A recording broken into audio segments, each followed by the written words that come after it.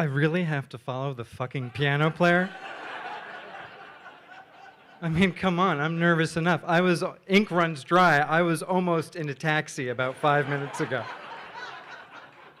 Thank you, Christopher, a lot. So forgive me, I'm a little nervous, I have to say. I always had this dream of stand-up comedy, but now I realize that dream was actually a nightmare. But anyway, about 15 years ago, I have these notes, so I might be occasionally looking at them, so I know that's not part of the policy here, but I hope you'll be kind with me. But about 15 years ago, I was cleaning out my closet, and I found a box that was filled with like the ephemera of youth. I had yearbooks from high school. I had a Rough Rider patch from Teton Valley Ranch Camp. I had letters from, barely remembered friends. And in the bottom of this box, I found a roll of undeveloped film. And it wasn't just any kind of roll of film. It was a film cartridge from the Kodak disc camera, which I don't know if any of you remember. It was briefly popular in the mid-'80s. From about 1984 to 1986, the Kodak disc camera was huge because it was very thin. It had this technological innovation of this super thin disc camera, and you could take like 15 photographs by pushing that button. It'd be like tick, tick, tick, tick, tick. And it was like magic. And the only problem with the disc camera was that the quality of the prints were so bad that it lasted 2 years before people were like, these are possibly the worst pictures ever taken, and arguably the coolest camera. But as a teenager, I loved my disc camera, and I always kept it in my back pocket, and I'd be like, psh, psh, disc camera. I was the cool disc camera kid that you saw in those commercials, like doing the skateboarding thing. I don't know. I've been watching lots of disc camera YouTube commercials, which can really get you into, like suddenly 3 days later, you're like, I need to stop watching YouTube commercials, because you can get kind of addicted to it. Now, I was very curious about what was on this roll of film. What was this little magic wheel? What did it contain? Now, the reason why I was cleaning out my closet was because I was working on my first novel, which goes to the theme of the ink runs dry. My first novel the writing process was not going terribly well, hence the cleaning. The cleaning and the muttering of why the fuck did I become a writer or tried to be a writer. But I would clean, and I would just want to crawl into the nearest hole. And I was already late on one deadline, actually 2 deadlines, and what I had started to do was I decided that the writing had to be absolutely perfect. So that means not only like character development and dialogue and metaphor and all that stuff, but the writing on the page had to look perfect as well. This is how insane I became writing my first novel. So instead, and for the longest time when I was writing, I would never even notice the right-hand margin. It was just like, it was all scattered and like, like a set of teeth. I was like, oh, whatever. Maybe hillbilly teeth, but teeth nonetheless. But suddenly I started noticing that right-hand margin. And I was like, that if this is going to be good and I'm late and it really has to be perfect, that right-hand margin has to be really great. So suddenly I was writing for the right-hand margin, which is an interesting way to go about writing your first novel. So I was no longer a writer, but I was an orthodontist, basically. I was like trying to like fit in the right words, and if one just went on the other side, I was like, oh no, I better find a smaller word or a longer word. And then I suddenly discovered justify all. And it was like, oh, justify all, thank you. Now I can really write my first novel. And not clean and not ask myself, why have I become a writer? But then I noticed that there were the gaps between the words that justify all did. And that drove me even more nuts than the right-hand margin. And so I would then, once again, I was back in the dentist chair, like tightening things and throwing in words. And hence the cleaning, and hence me like asking myself again and again, why did I become a writer? Now, I grew up on 73rd and Lex, the mean streets of the Upper East Side. And this is the 70s. It was a little bit meaner back then, not a lot. And did I hear someone say, give me a break? Did I get heckled? I love it.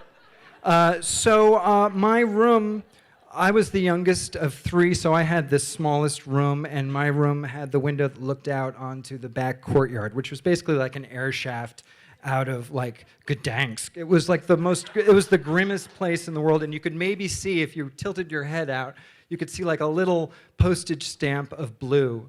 And my memory of sound, babies crying, because everything would echo in there. Babies crying, the transistor radio of the Spanish nannies, and then pigeons, because the pigeons would go down there and roost. That was their place to go every night, and you just hear like that plastic flap of wings. It was just loaded with pigeons. And as a kid, occasionally something would startle them, and they'd like blow up into the air, and that was always very exciting. So of course, I liked to try to light the pigeon fuse and get this thermonuclear rock dove device in the air. So I would drop things out my window, and light bulbs were really good to get the pigeons going. And I would kind of like luxuriate in my little tiny window view of these pigeons, my friends, because I was in the back of the apartment. But we were always throwing things out the windows growing up in New York City. It seemed like our inalienable right of living so high above ground. So, I mean, it was, of course, paper airplanes, the little paper helicopters you'd make that would twirl down that were so elegant and fun to watch. But then we would throw green army men with like Kleenex parachutes. And when that got boring, you'd light the parachutes on fire and throw those out the window. Super balls were always really good, especially if you could get a friend on like the fourth floor to see how high it would bounce back. And fruit. We were Letterman before Letterman was Letterman. But our favorite thing to throw were soggies, which were clumps of toilet paper you get wet in the sink, and you'd go out and you'd throw them, and they'd land and they'd hit the ground, and they splattered in like the most excellent way. And we would invite friends over specifically just to try to nail them with soggies. It's like, okay, 5 minutes, Joe's about to come, and we'd all just have like a bucket full of soggies. And I remember walking home, and my brother would, suddenly I'd be like, whoa, what was that? What was that? It'd be like Charmin fury raining on my head. It was like I'd be turned into paper mache right there on 73rd and Lex, and I'd look up, and there would be my brother laughing. And of course, like New York is a place of real estate envy. You kind of covet thy neighbor's townhouse, and you always wish you had that extra room. And like one of my recurring dreams is finding in my closet like another door, and I open it up, and it's like, holy shit, my apartment is huge. I didn't know it was this big. This is amazing. There's a swimming pool in here? And then you wake up into your like limited square footage. You're like, oh God, it was just one of those dreams. And my other recurring dream was being naked in public, which I think is a very normal dream, right, everyone? It's not just me. But being in a grocery store, being naked, no one else notices but me. I'm the only nude guy, but I'm so aware of my nudity, and everyone else is doing their thing, and I'm like, I can't believe I'm getting away with this. But growing up, my brother had the good room, and I was envious of him not only because of that room and actually having windows that looked out onto a real view, but he was also kind of like, he was comfortable in his masculinity. He was already a man, even as a boy. He had kind of an ease with violence, particularly when that violence was directed at me. And so he always, he had the good view of the apartment across the street, and as good New Yorkers, we were natural peeping Toms, so we all had binoculars, or my brother had like an old pair of field binoculars, and he would look out, and we would always be searching for, we'd watch people watch like Fantasy Island, and that was so much more thrilling than actually watching Fantasy Island. And But of course, the goal was always nudity. That was always what we were striving for. And for the longest time, the only nudity we got was on the 12th floor, the kind of creepy old guy who would walk around totally naked. But when I was about 11 and my brother was 14, we discovered the woman on the 7th floor who liked to shower around 7 o'clock every night and either didn't have blinds or didn't understand what blinds were all about. But that was fine for a pre-adolescent me and adolescent brother. And my brother, of course, hogged the binoculars. But I would get my, occasional views. And I remember the act of that was so amazing because it wasn't so much the thrill of the nudity, which my brother was totally thrilled at. It was just like seeing the quotidian turn majestic. And seeing that natural act, but it was all so voyeuristic and had a certain kind of flavor. And I think that's where my impetus to be a writer kind of came from, was that voyeurism, that wanting to project myself into another world or into that 7th floor bathroom. And Prel was like Latin for grace. And which remind me, because I've been watching lots of commercials from the 70s, the slogan was, I went flat before I went fluffy. And ladies and gentlemen, I went fluffy in my bedroom, my brother's bedroom, watching that. But it was really the fluffiness of art, I'd like to say. Yeah. Also growing up, I had, in my teens, 2 fathers threw themselves out the window. They killed themselves. And the way they did it, I wasn't so much, the act itself wasn't so surprising, because I think as a writer, I have plenty of dark thoughts. I have self-annihilating thoughts every day. It kind of keeps me going in a weird way. Like your belt becomes a noose, or you think about Sudoku while waiting in line for your Starbucks crap coffee, or a hot bath and razor blades. But these 2 fathers, they threw themselves out their window, and they did it by stripping totally naked. And that always really moved me, that impulse to totally, in your moment of such direness, to expose yourself in such a way, to kind of say to the world, this is me in all of my, I'm returning to the womb at 32 feet per second, and this is just me. It's a total revealing of who you are.